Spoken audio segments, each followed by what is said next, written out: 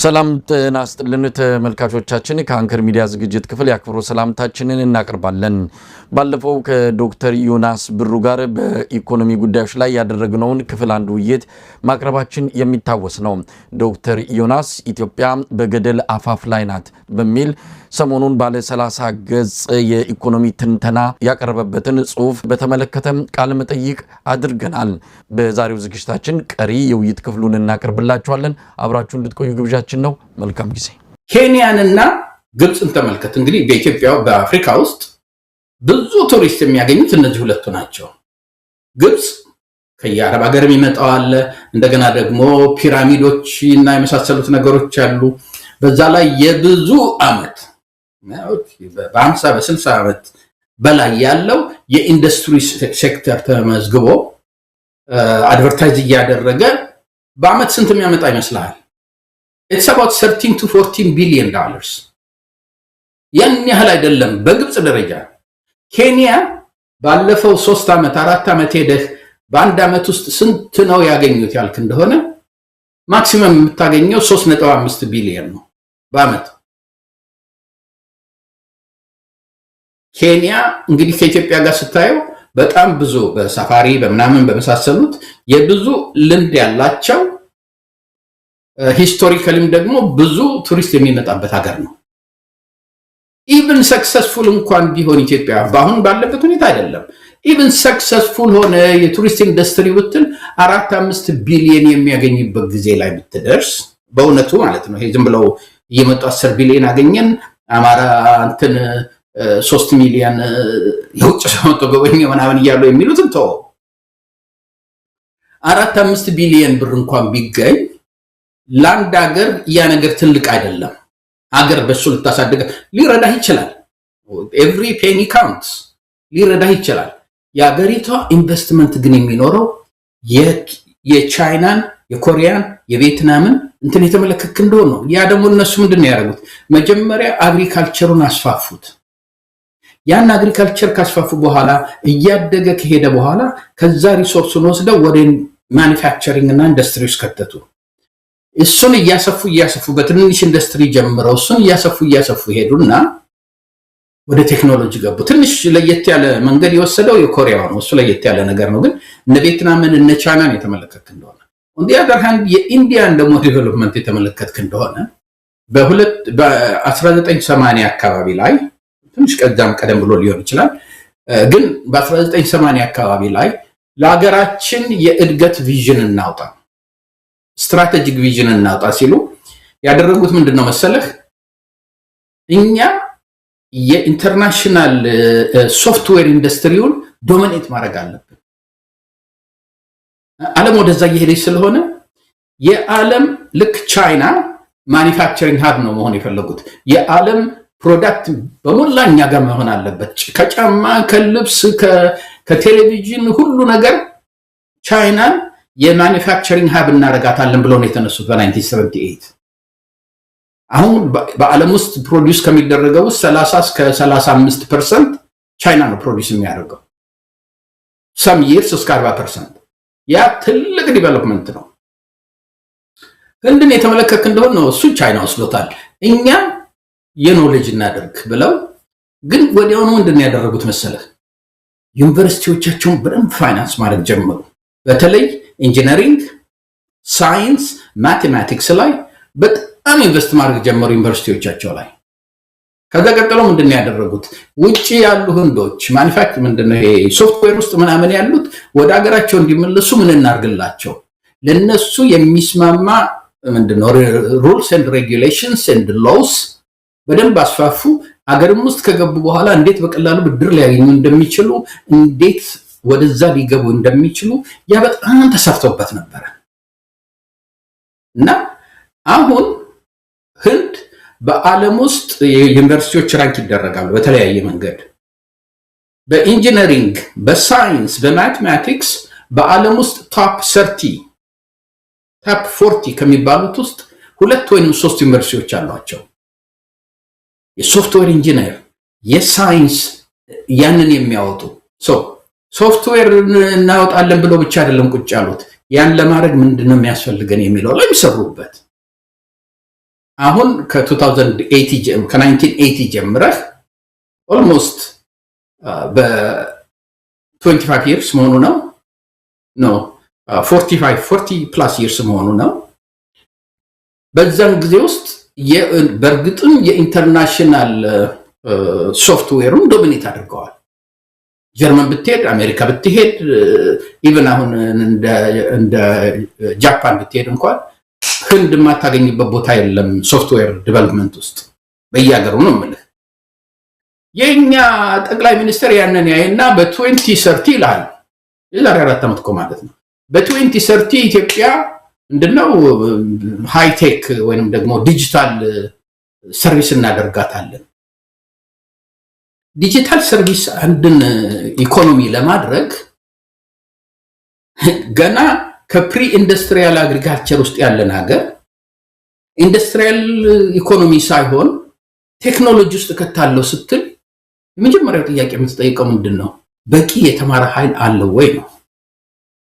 እኛ አገር ዛሬ 4-5% ነው ከተፈታኝ ውስጥ 100 ሰው ተፈትኖ 94ቱ ይወድቃል፣ ኮሌጅ እንኳን መግባት አይችልም። 95ቱ ይወድቃል፣ ኮሌጅ እንኳን መግባት አይችልም። አንድ ዩኒቨርሲቲ ውስጥ ነው በዓለም ውስጥ ራንክ ተደረገ ምልህ አዲስ አበባ ዩኒቨርሲቲ ነው። አንድ ዩኒቨርሲቲ እሱም ራንክ የተደረገው ከ700 እስከ 800 ወይንም ከ800 እስከ 900 ነው። ህንድ in the top 30-40 ውስጥ ዩኒቨርሲቲዎች አሏት። in the top 100 እና top 200 ማአት ዩኒቨርሲቲዎች ናቸው ያሏት። በአንድ ዓመት ውስጥ ከ100 ሺህ በላይ ኢንጂነሮች ከአመት ታፕ ናች ኢንጂነሮች ነው ማወራ። በኤምአይቲ ሌቭል ትሬንድ የሆኑ ከነሱ ውስጥ በሺህ የሚቆጠሩ ታወጣለች። ያንን ይዛ ነው ዲጂታል ኢኮኖሚ ውስጥ ገባለ ያለችው። 3% 4% ዩኒቨርሲቲ በሚገባበት አገር ከአመት የኤጁኬሽንን ባጀት የሚሰብር ምንድነው የሚሸረሽር ከአመት እየቀነሰ የሚሄድ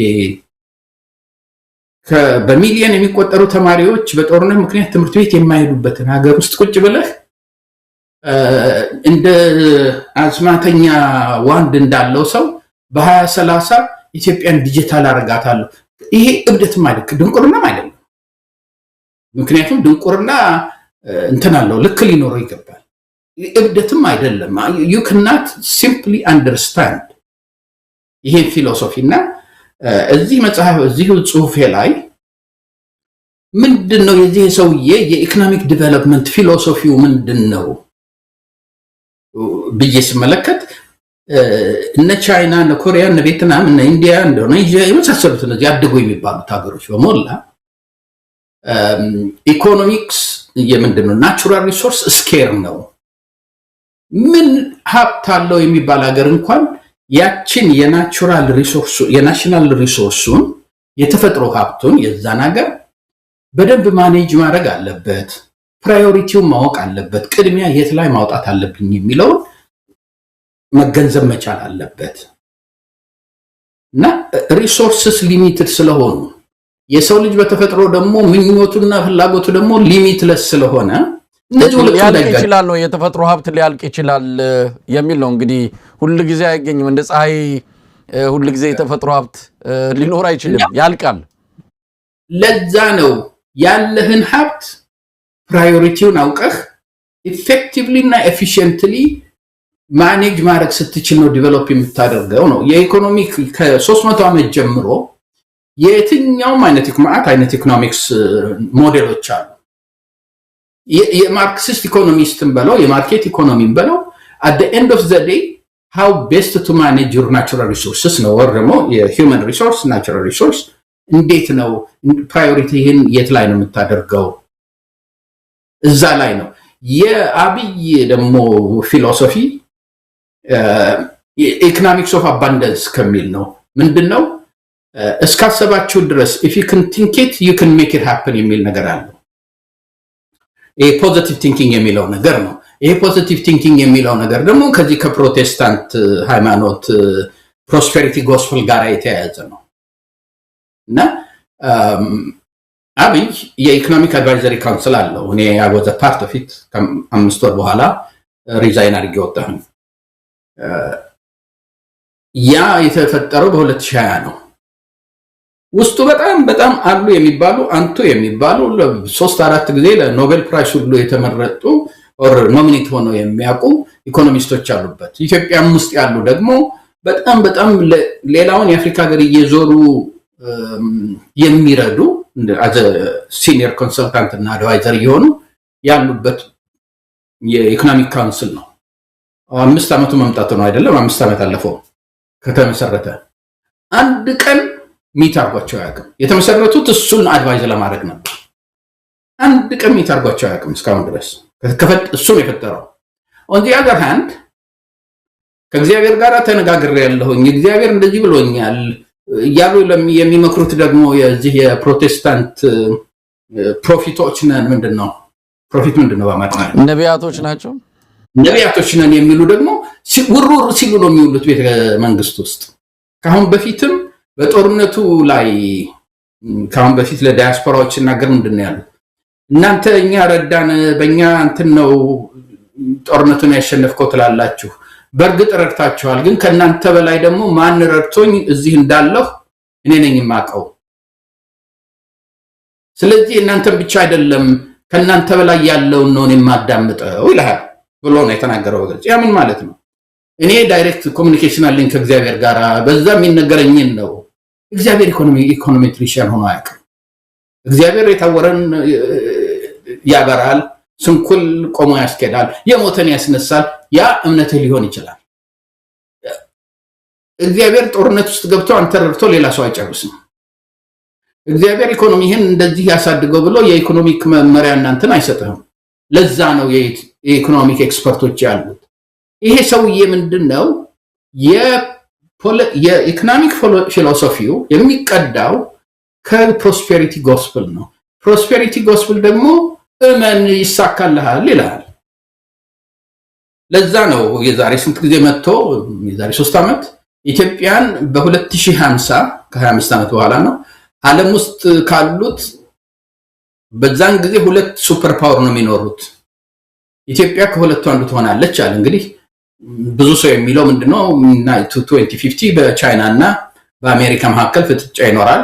ስቲል አሜሪካ ነው፣ ግን ቻይናዎቹ ራሳቸው የሚሉት ምንድነው ሱፐር ፓወር ምን ነው በ2050 ነው ብለው ነው አጀንዳ እንትናቸው ምንድነው የናሽናል ስትራቴጂያቸው ምኞታቸው እዛ ላይ ነው። አብይ ደግሞ እንግዲህ ከሁለቱ አንዱን አስወርጄ እኔም አንዱ ሆናለሁኝ። ይሄ የሚመጣው ምንድነው? እነዚህ ትንሽ ቀወስ ያሉ ነቢያት ነን የሚሉ ይሄዱና እግዚአብሔር ነግሮኛል የዛሬ 25 ዓመት አንተ ከሁለቱ አንዱ የዓለም ገናና ትሆናለህ፣ ኢትዮጵያንም እንደዚህ ታደርጋታለህ። ከዛ ነው የሚመጣው። አለበለዚያ ግን ይሄንን ነገር ላይትሊ አይደለም የምለው፣ ይሄ ነገር ለማሾፍ አይደለም የምለው። ምክንያቱም ኢኮኖሚክስ ኦፍ አባንዳንስ የሚለው ሳውዲ አረቢያ ኢኮኖሚክስ ኦፍ አባንዳንስ አለኝ ገንዘቤ እንደፈለኩ አደርጋለሁ ብትል you can understand። ዩኤኢ እንደዛ ብትል you can understand። አሜሪካ እንደዛ ብትል you can understand። በዓለም ውስጥ ድሃ የምትባል የመጨረሻ ሀገር። ሁለተኛ ነገር ደግሞ እኛ ስናድግ አሳድገሽናል በማር በወተት እየተባልን ያደግንንና ብዙዎቻችን መቀበል የማንችለው ኢትዮጵያ የናቹራል ሪሶርስ ድሃ ነች። ከውሃ ውጪ እስካሁን ድረስ ይሄ ነው ይሄ አላት የምትባል ሀገር አይደለችም። ኢቭን በአፍሪካ ውስጥ በናቹራል ሪሶርስ ከ11 ድሃዎች ውስጥ አንዷ ኢትዮጵያ ነች። ይሄ ጎልድ ምናምን ማይኒንግ ምናምን የምትለው እስካሁን ከተገኘው ነው። ያልተገኘ ብዙ ሊኖራቸው ይችላል፣ ያልተገኘ ሌሎችም ብዙ ሊኖራቸው ይችላል። ግን ተገኝቶ ምንድነው ኤክስትራክት እየተደረገ ወይንም እየተመረተ ያለው ኢትዮጵያ የናቹራል ሪሶርስ ድሃ ሀገር ነች። ከ11 ድሃ ሀገር እንደዛ አይነት ድሃ የሆነች ሀገር መሬቷንም ደግሞ ሪጅን ባይ ሪጅን እንትን ሲል ተበልቶ ያለቀ ነው። ገና ብዙ አይነት ምንድነው መሬቱ እንደገና ሪጆቨኔት መሆን ያለበት እንትን አለ። እንደዛ አይነት ሀገር ይዘህ በኢኮኖሚክ አባንዳንስ ነው ማምነው። እናንተ የሳይኮሎጂ እንትን ነው ኮንስትሬንት ነው ያለባችሁ። እመኑ ያሻግራቸዋለሁ እያለ የሚለው ነገር አገሪቷን እያፈረሰ ነው። ኢኮኖሚውን ማንበብ ካልቻልክ ኢኮኖሚውን ምንድነው ለእድገት የሚያስፈልጉት እነዚህ ናቸው ብለህ ከኤክስፐርቶች አድቫይስ ካላገኘህ ነቢያት አየለና ነቢያት ሙላቱ እየመጡ በሞልህ ቁጥር ያንን ይዘህኝኝ ማለት አገርን ይዞ መጥፋት ነው። ይሄ ነው ለኔ ትልቅ እንትን የሆነ ሌላ አንድ ያላልኩት ነገር አለ። አንድ በፖሊሲ ደረጃ ደግሞ የተመለከክን ነው። እንግዲህ እስካሁን በስትራክቸር ነው ያወራነው።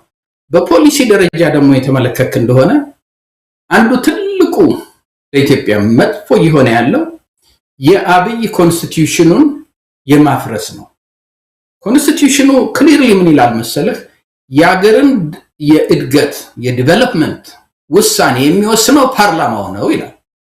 ያ ፓርላማ ባጀት የሚፈቅደው ለመንግስት እሱ ነው። ፕራዮሪቲ የሚያወጣው ይሄ ይሁን ብሎ ለዛ ገንዘብ የሚወስነው እሱ ነው ይላል። አብይ መጣና አትናገሩኝ እኔ ቤተመንግስት በ15 ቢሊዮን ብር ዶላር በ15 ቢሊዮን ዶላር እሰራለሁኝ። 15 ቢሊዮን ዶላር ማለት ለኢትዮጵያ ከጂዲፒው 10% የባሰ ነው በላይ ነው። ይሄ ኮሪደር ዲቨሎፕመንት ብዬ የማወጣውን ገንዘቡን ከየት እንደመጣ ልጠይቁኝ አትችሉ። ራሴ ነኝ ከውጭ የማመጣው። ስለዚህ ኦፍ ባጀት ከባጀት ውጭ ነው የምሰራው ይላል። ኦፍ ኮርስ ይሄ ሁሉ ገንዘብ የሚመጣው ከኢትዮጵያ